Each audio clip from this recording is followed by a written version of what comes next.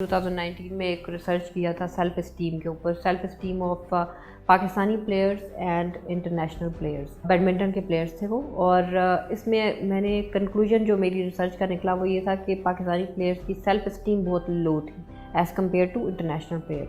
तो हमारी इन चीज़ों पे काम करने की बहुत ज़रूरत है।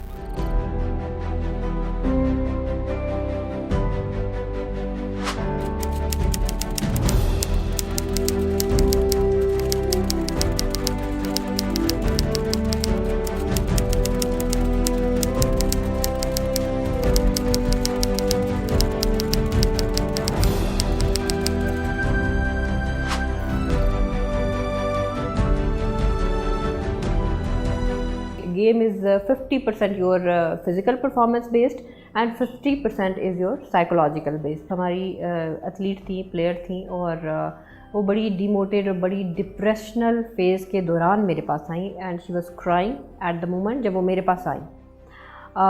उनकी सिलेक्शन हो चुकी थी, टूर्नामेंट के लिए उन्होंने बाहर जाना था, and she was crying that I am not ready और मैं नहीं जा सकती, मैं अपना नाम वहाँ से कटवा रही हूँ और मुझे वापस अपने घर जाना है। और इसका फैमिली या फ्रेंड या कोई और इस तरह से उसको नहीं ट्रीट कर सकता जिस तरह से एक स्पोर्ट्स साइकोलॉजिस्ट कर सकता है। तो उनके भी मैंने 8 से 10 उनके सेशंस हुए।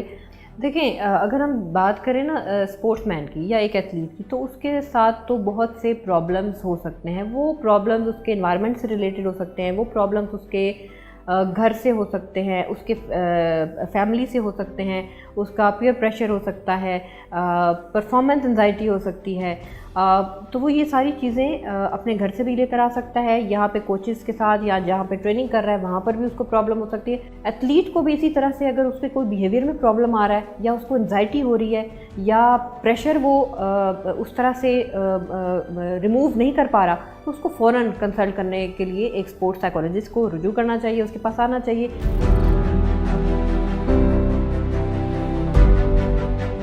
गेम स्टार्ट होने से पहले, गेम स्टार्ट हो रही है during that process, during your game and after your game, ये 3 स्टेजेस होती हैं बेसिकली। आपका गेम स्टार्ट होने से पहले परफॉर्मेंस एंजाइटी हो सकती है। वो ऐसे बहुत से स्ट्रेसर्स होते हैं आपके एनवायरनमेंट के अंदर जो आपको स्ट्रेस फुल कर देते हैं, आप उस स्ट्रेस से फिर बाहर नहीं आ पा रहे होते। एक हमारे वुशु के प्लेयर थे, उनको प्रॉब्लम था कंसंट्रेशन का, फोकस का।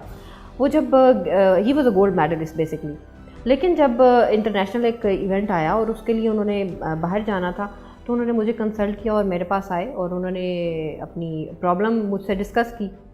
और जब मैंने उनकी हिस्ट्री ली तो पता ये चला कि उनका बैकग्राउंड में उनकी फैमिली से रिलेटेड कोई प्रॉब्लम था जो कि उनको स्ट्रेस में कंटिन्यूसली रखे हुए था, और वो प्रेशर इतना ज़्यादा हो रहा था कि वो कंसंट्रेट नहीं कर पा रहे थे, फोकस नहीं कर पा रहे थे अपनी गेम के ऊपर। तो वो जो गोल्ड मेडलिस्ट थे वुशु चैम्पियनशिप के लिए बाहर गए, और आफ्टर ट्रीटमेंट उनके 6 से 7 सेशंस हुए यहाँ पर, और वो कंटिन्यूसली वो सेशन मेरे साथ लेते रहे, ऑन कॉल भी लेते रहे, चैम्पियनशिप के दौरान भी लेते रहे।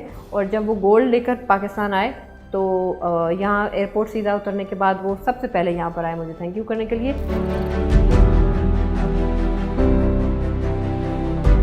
अगर हम एथलीट की बात करें तो उसके अंदर भी 3 चीज़ें मौजूद हैं, एक आपकी बॉडी, एक आपका माइंड और एक आपकी स्पिरिट।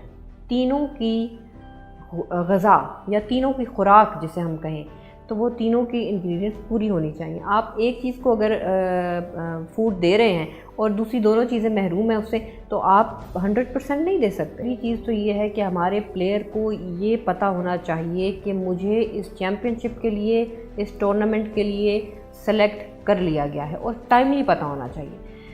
होता क्या है कि अगर जाने से 10 दिन पहले, 20 दिन पहले या 1 महीना पहले आपको पता चला है कि जी आपका नाम आ गया, उस दौरान 1 महीने के अंदर आप कितनी अपनी ट्रेनिंग के प्रोग्राम्स कर लेंगे। इंजरी में या उसको ज़रा सी भी, उसके नी इंजरी है या एल्बो है या जिस भी तरह की इंजरी है उसको, उसके अंदर फ़ियर की इतनी ज़्यादा क्वांटिटी मौजूद होती है कि वो फ़ियर उसको, ये फ़ियर क्या होता है कि क्या वो दोबारा उस लेवल पे जाके खेल सकेगा या नहीं, क्या वो दोबारा इस चैम्पियनशिप पे हिस्सा ले सकेगा या नहीं।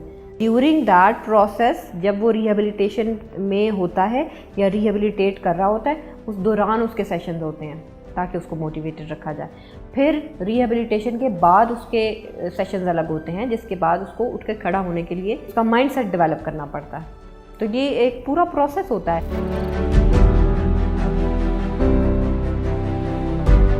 एक पाकिस्तानी फुटबॉलर हैं, 2018 में उन्होंने सुसाइडल अटैम्प्ट करने की कोशिश की। अब सुसाइडल अटैम्प्ट आप बेसिकली देखें तो सुसाइड की तरफ इंसान कब जाता है, जब वो इतना डाउन अपने मूड के अंदर हो जाए और इतना डिप्रेस हो जाए कि उसको ज़िंदगी के अंदर कोई चार्म महसूस ना हो।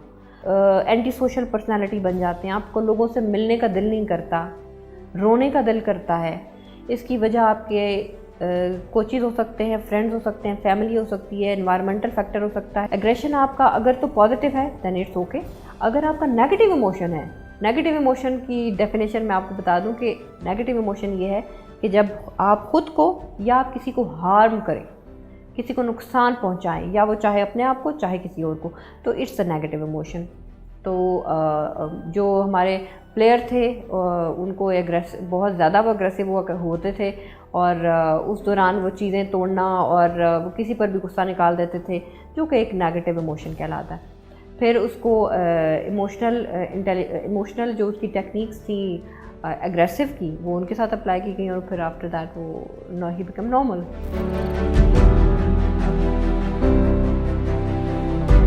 प्रेशर गेम का होता ही है, और स्पेशली ऑडियंस का, जो क्रिकेट की ऑडियंस है ना, वो as compare to other games वो बहुत ज़्यादा है।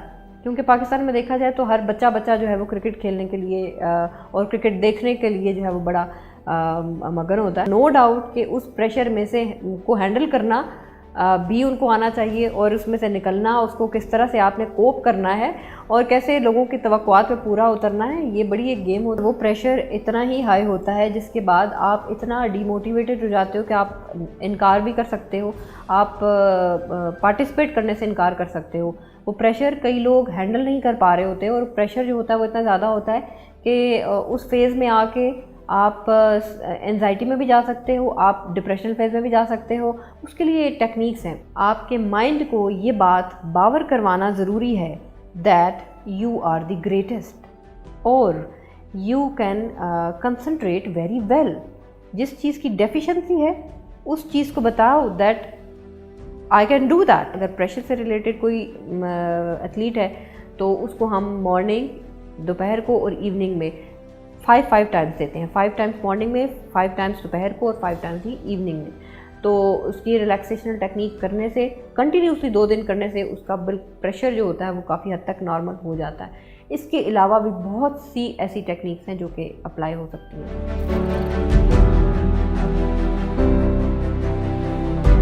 चैम्पियनशिप कोई भी हो, या कैंप्स लगे हों, या कोई भी टूर्नामेंट हो, कोई भी इवेंट हो, वो इवेंट जैसे किसी भी फेडरेशन से रिलेटेड हो सकता है, कोई भी टीम हो सकती है जो हमारे पास आती है, तो वो जब यहाँ पर उनके कैंप्स रखते हैं, हम उनको मोटिवेशनल सेशन से स्टार्ट करते हैं। हम उनके सेशंस इस तरह कंडक्ट करते हैं कि डेली बेसिस के ऊपर 15 to 20 minutes, 30 minutes, exceed to 45 minutes, 45 से ज़्यादा नहीं होता हमारा सेशन। ग्रुप सेशंस के अंदर हम उनकी परफॉर्मेंस एनहांसमेंट टेक्निक्स बताते हैं उनको, और इंडिविजुअल सेशंस के अंदर उनकी इंडिविजुअल अगर कोई प्रॉब्लम हो तो फिर हम उनको कोप करने के तरीके बताते हैं।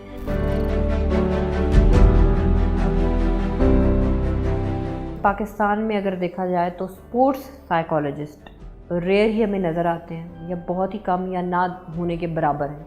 और ऐसे टीम्स के साथ वो फेडरेशंस जो कि चाहे वो पाकिस्तान स्पोर्ट्स बोर्ड के साथ इंटरलिंक्ड है, चाहे वो पाकिस्तान क्रिकेट बोर्ड के साथ है, स्पोर्ट्स किसी भी लेवल पे खेली जा रही है, उनके हर 6 की टीम के साथ, 4 की टीम के साथ एक साइकोलॉजिस्ट ज़रूर होता है।